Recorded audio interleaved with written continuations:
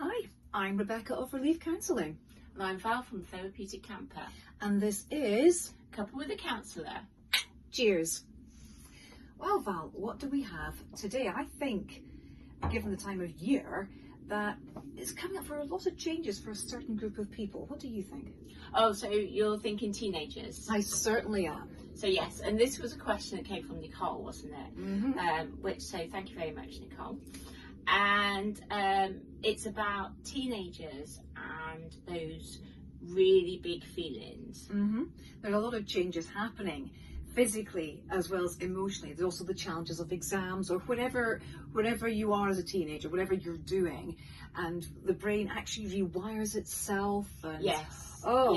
Yeah. There is like your frontal cortex is that's the thinking brain, isn't it? That's the decision-making bit. Yes. Yeah. So your synapses are dying away and to regrow again, and that process doesn't finish until around age 25 to 30. Goodness me. It's a long time, isn't it? It is. No wonder we're always confused. So with some of those physical changes and the hormonal changes, with that comes some of these big feelings. Massive feelings. Yeah, and they are really hard to contain. Like anybody, it's really, really hard for them to contain. It's also very overwhelming because there's all this rush of emotional feeling about anything, absolutely anything. It can feel like the biggest thing in the world, and it may well be the biggest point in your life, but golly, those feelings are just like, they're really in your face. And yes. How do we calm down from that? How do we retake control?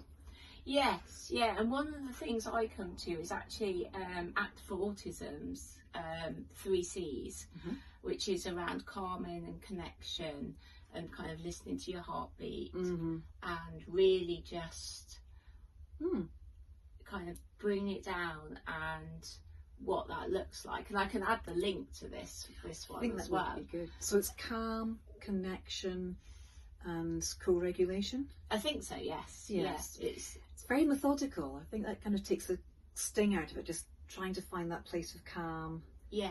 Reconnect with yourself and others.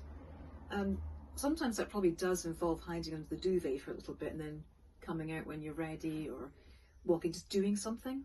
Yes, yeah, and that's the lovely thing about therapy is we look at what's working for you. Like because what's right for me isn't what's right for you in your family. Yeah. And so, or who, it's about what's individual to you, and that's really key. That feels really, really key, because everyone is unique and different.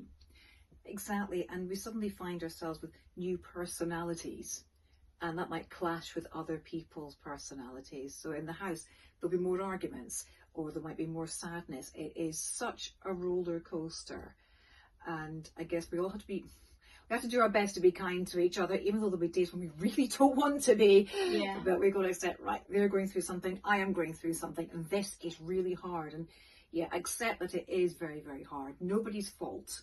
It is just one of nature's things, really. Yes, and the teenage years are such a big expanse, from 13 to 19. There's huge changes, not only that happen physically, but throughout those steps of some young people actually move schools in year 9 because that's where they start, and some can go off to university, some can want to be at home, some have very, very different experiences. And that's it, it's an experience. You're going in different directions, you're choosing where you want to go, or you don't know where you want to go, and that's also okay. The choices are loads. There are, but then there's also, when you add disabilities in there, then there's that sense of loss, that they're not going off, or they're not going to their path is their path. Yeah. And what that looks like, and there'll still be changes throughout that, but it can look very different sometimes, and different families do look very different. Massively. So don't compare yourself to anybody else, although it's tempting. It's a natural thing to do. We compare ourselves to see if we're doing something right or if we can learn from something. families are so different, it's sometimes completely pointless comparing yourself because it's just so different. Yes, and therapy does give you that space to just explore yours, not anybody else's. We're not bringing anybody else's in, we're just bringing yours in. So then we can really explore in depth about what's right for you, what looks right for you, what does it feel like, and that could be different on any different day. It's fascinating, really. I find it absolutely fascinating.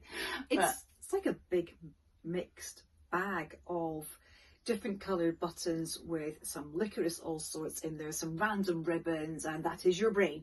It's just everything is muddled up. Or if you're one of the very, very lucky few, things will make sense. Well, lucky you. And the rest of us are still going, is it Wednesday or Thursday? Yeah. Is it Friday today? It might be, but don't quote me on that.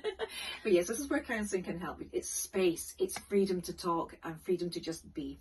And of course you can find that kind of help with myself, Rebecca of Relief Counselling, or Val from the Therapeutic Camper. And this has been Couple with a Counsellor.